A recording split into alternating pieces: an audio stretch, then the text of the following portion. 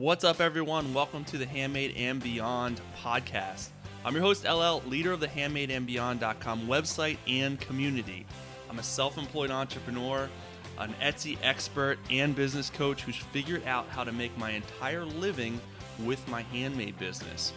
Each week, I'll dive into strategies and success tips to help you with your handmade business, with Etsy, and everything in between. Let's dive in. All right, guys, what is up? Welcome back to the Handmade and Beyond podcast. Glad to be back with you as always. Hopefully you are doing totally awesome, totally rad, whatever other 80s term that you guys want to use. I love the 80s. I'm just always going to be invested in the 80s. At the time of recording this, I just finished watching Cobra Kai, which is amazing on Netflix. It's a big ode to the 80s and the old Karate Kid movies. If you guys haven't watched it, or if you like the 80s, I would check it out. I was totally geeking out about it, and it just kind of makes you feel all warm and fuzzy inside. And there's just a lot of funny 80s references and old dudes talking about the 80s and reminiscing. So I am definitely stuck in that age. Even though I'm probably more of a 90s kid, since I was pretty young in the 80s. So sometimes now it's they kind of mesh together if you think about it. You think of stuff that happened in the 90s and you thought it was the 80s. And it's hard to believe that the 80s was 40 years ago, which is crazy. So it seems like with the way that the year works, you don't think about in the 2000s as being like 2020. You think about 2000s as being like, where the 80s were like 20 years ago, and it's not. It's 40 years ago, because you forget about the 20 part. So I digress. I really digress into the 80s.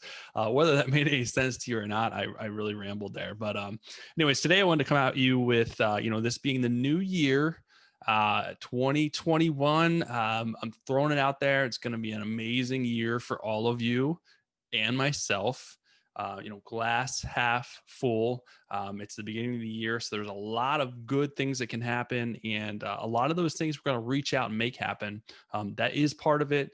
We don't sit back and wait for good things to happen. You got to take action and make those happen. But I wanted to start this podcast, or I want to do a podcast on the lessons I learned from 2020, mostly business related. We learned a lot of other lessons, but the lessons I learned and the 2021, outlook and planning when it comes to, Etsy and handmade and just running a business in general. Hopefully they'll give you guys a good framework, and just, maybe some of this stuff is happened to you as well, or you're thinking about as well, and you're on the same page as I am, because we all are kind of in the same boat when it comes to, selling on Etsy or having a handmade business or just having a business in general. There's a lot of components that are the same, whether you're selling handmade or you're selling, other stuff out there, whatever you're doing.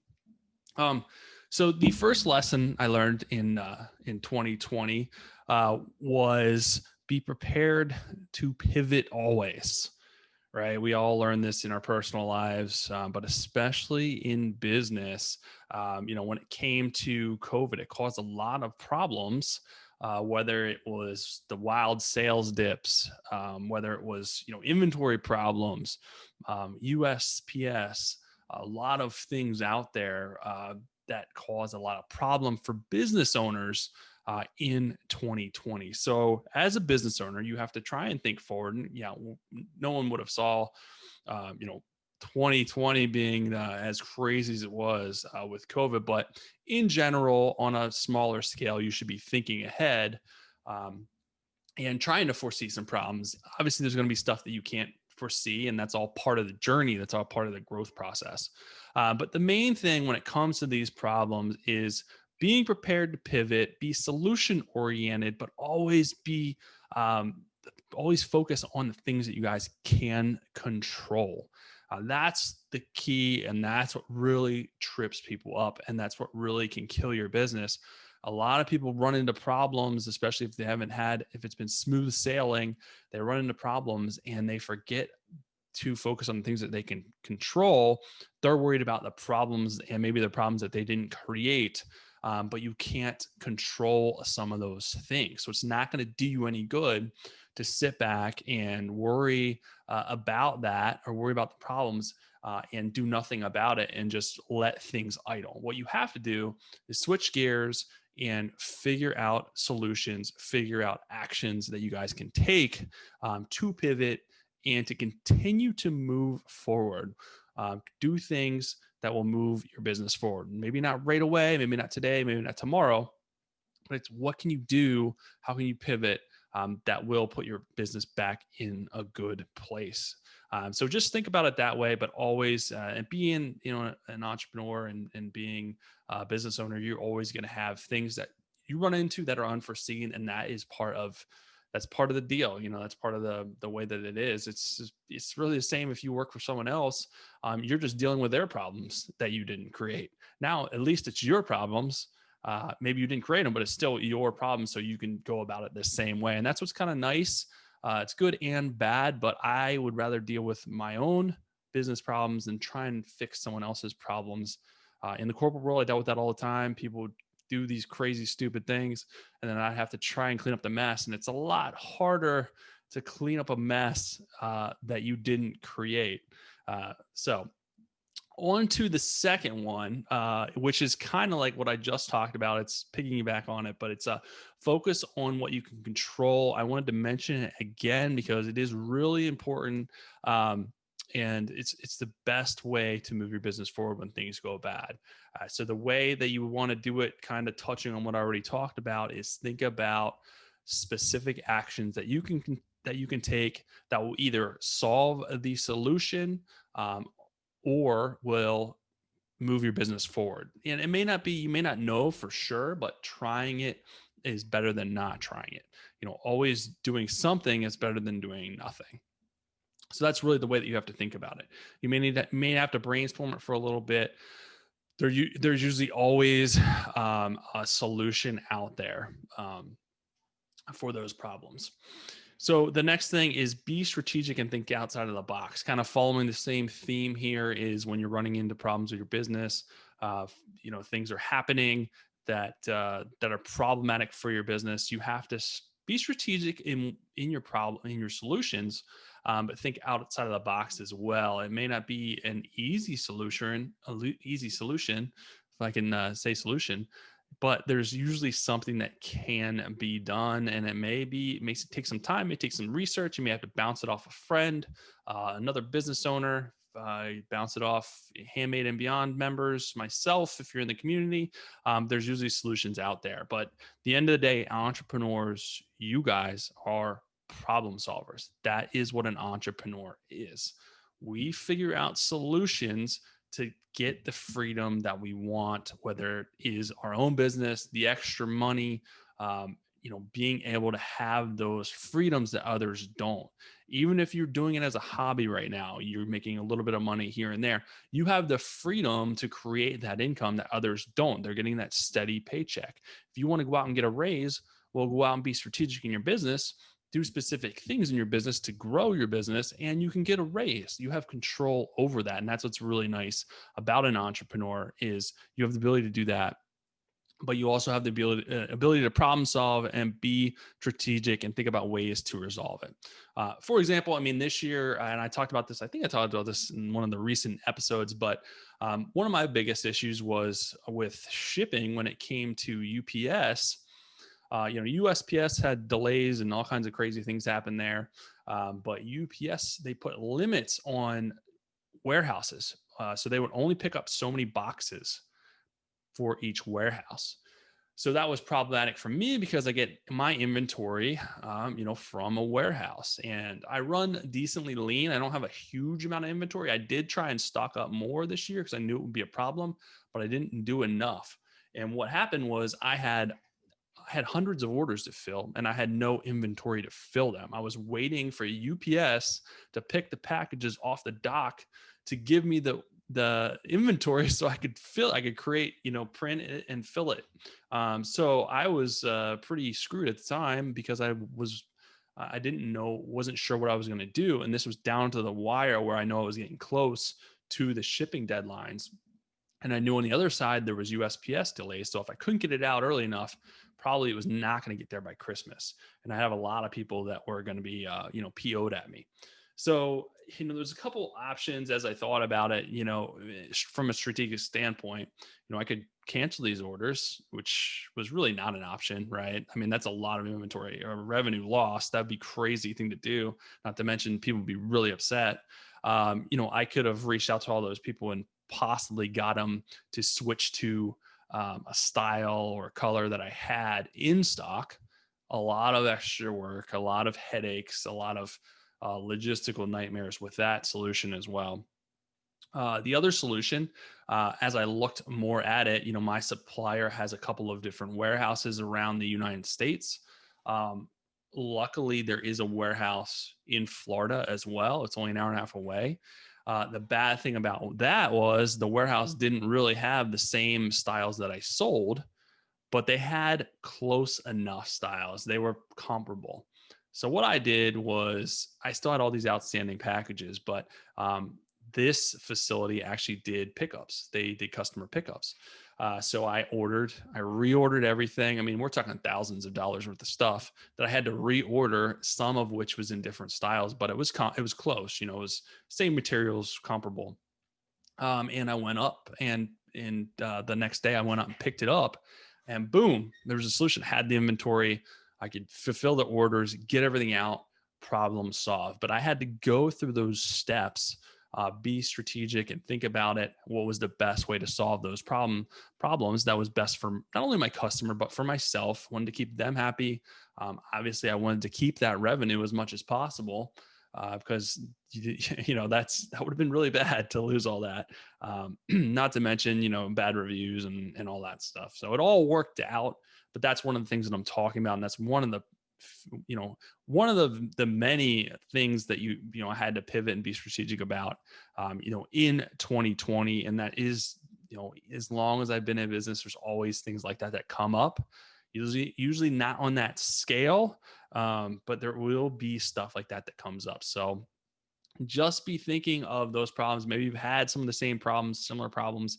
Now you have the solutions, you have the strategies to help navigate your way through it. And the longer you're in business, the longer you're selling Etsy or in Handmade or wherever you're selling, the more you're going to learn, the more you're going to get better at problem solving. A lot of people get super overwhelmed at first, and they're like, is it always going to be like this? I can't deal with this all the time. I'm just going to collapse under the stress. But once you chip away and you figure it out, if it comes up again, you already know the solution. And it's your business. You can handle it any way you want. But you just be strategic about the way that you're thinking about it. So hopefully that helps you out as far as some of the lessons that I learned this 2020 among some of the many that we've learned, but mostly the business lessons that I've learned. I'm sure there's other ones in there. Those are kind of the main ones, and those are not. I wanted to stick to stuff that really do apply, that transcend even past this year. Their bits and pieces of them can happen in the future, and that's why it's always good to be prepared.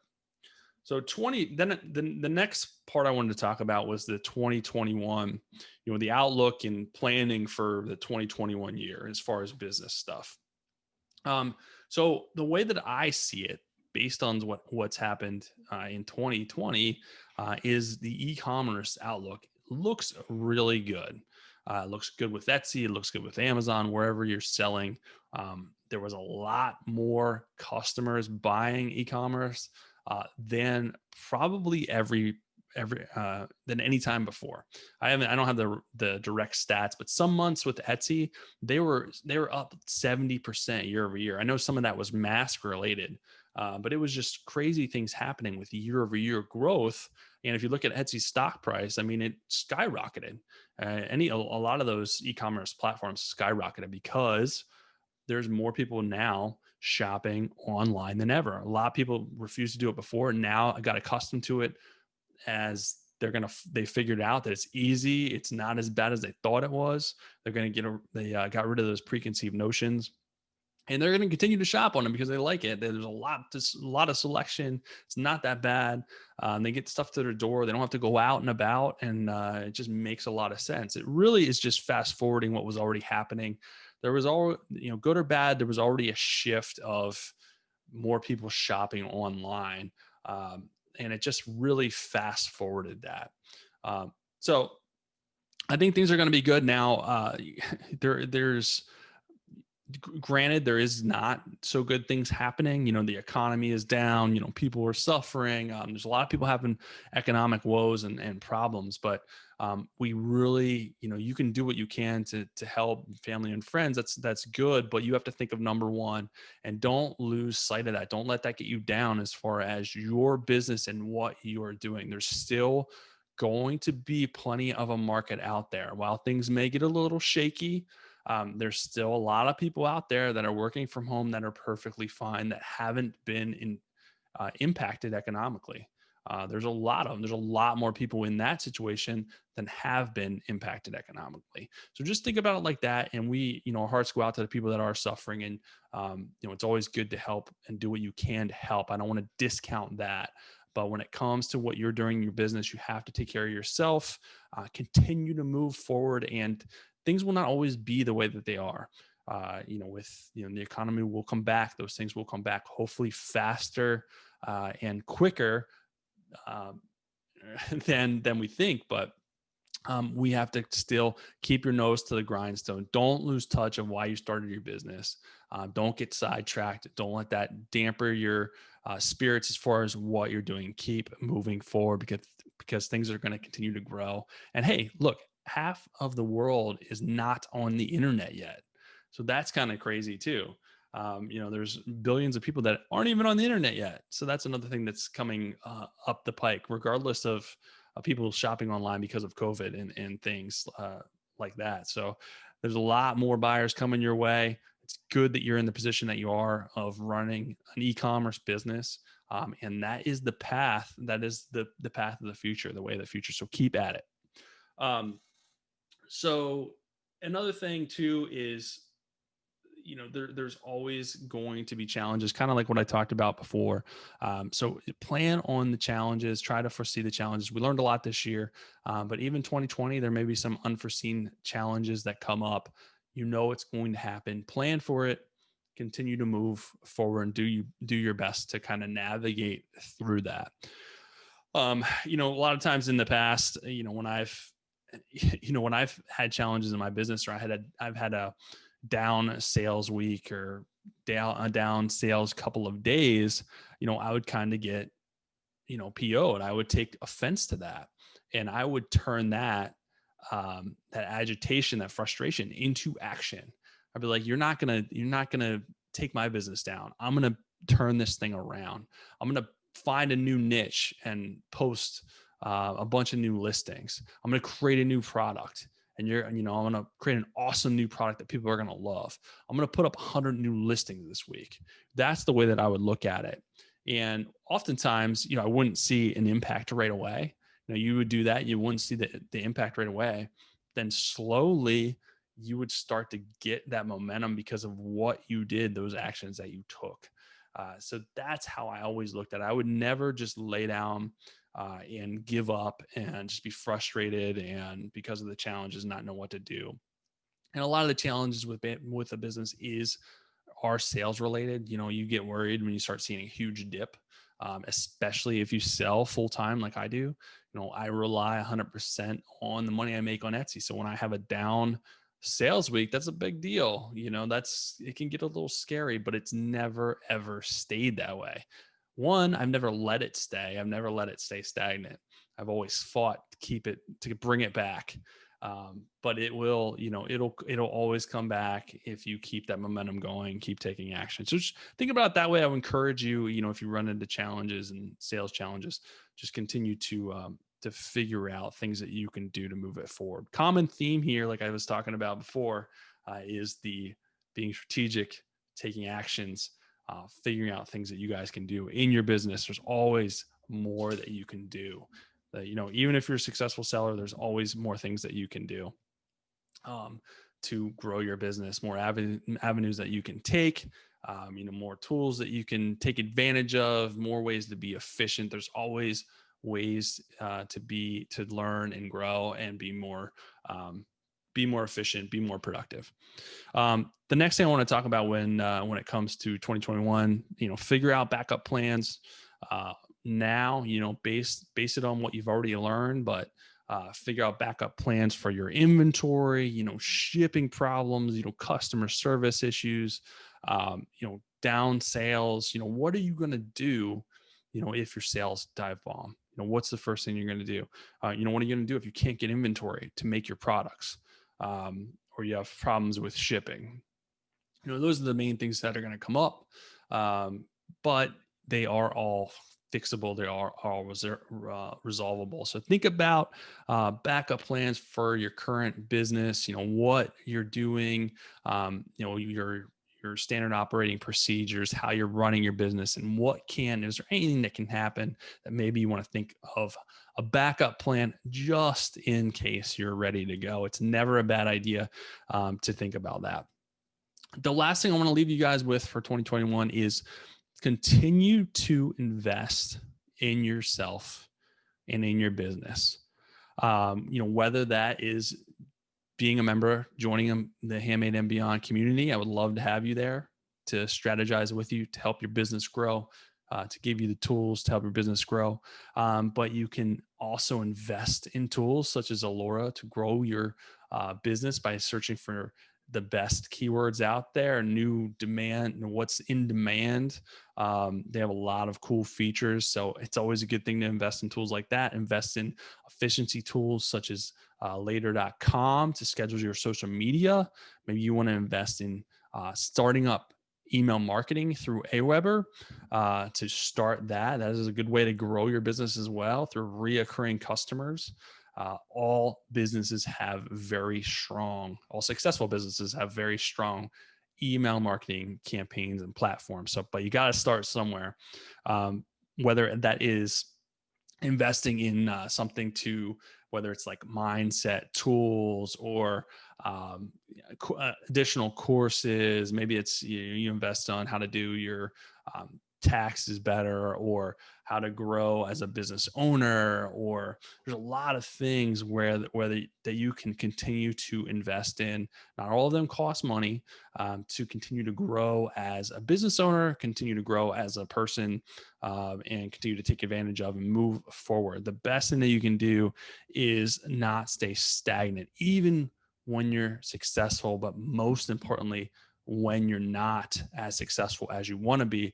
You should be investing more. You should be extra hungry at taking advantage of the tools that are out there. And the internet is a really great place now for us. Everything in the world is on there that you can take advantage of to learn and grow your business.